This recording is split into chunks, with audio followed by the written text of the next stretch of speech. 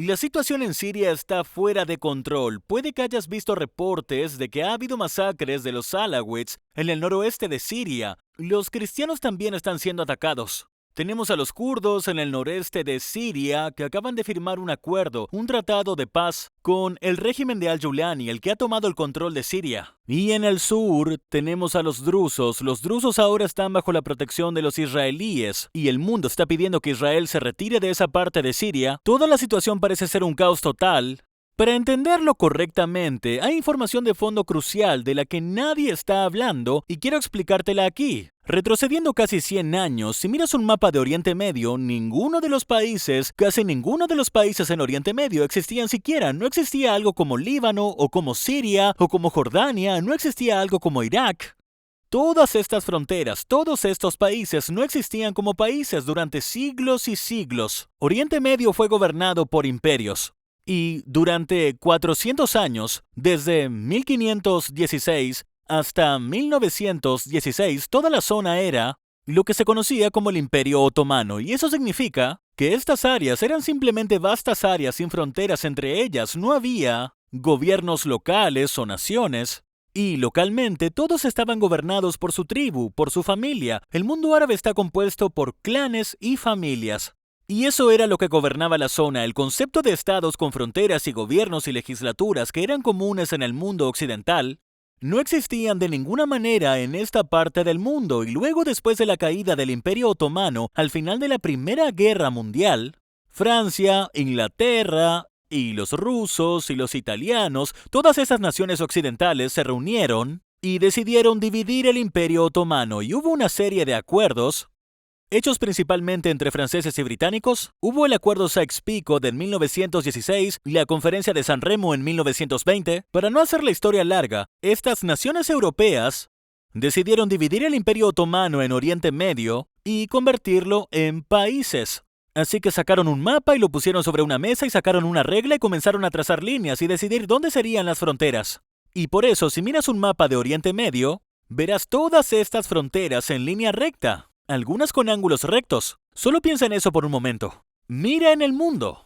Una frontera natural entre dos naciones antiguas nunca será una línea recta larga que se extienda por cientos de millas. No vas a tener ángulos rectos. El mapa es, obviamente, líneas que fueron trazadas sobre un trozo de papel por alguien sentado en una oficina con una regla y un bolígrafo.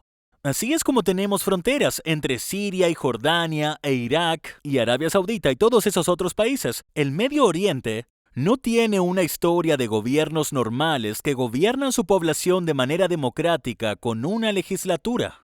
Y por esa razón, Siria se está desmoronando. Y por esa razón, el gobierno democrático nunca parece ser estable en el Medio Oriente. Los únicos países árabes estables que tenemos son países árabes que son gobernados como lo eran las antiguas áreas tribales. Así que los Emiratos Árabes Unidos, Qatar, Bahrein, Arabia Saudita son países árabes estables porque son gobernados por familias. Cada uno de ellos tiene una familia real que lo gobierna y eso es todo. Pero cada país árabe que tiene legislatura, votaciones y diferentes facciones termina peleando entre sí porque esa no es la forma en que el mundo árabe siempre fue. Así que cuando la gente empieza a mirar a Israel ofreciendo a la población drusa, que tiene familiares que son parte de las mismas familias y clanes que viven del lado israelí de la frontera, cuando les dicen los vamos a proteger y les vamos a dar empleo, y cuando los kurdos dicen que quieren su independencia,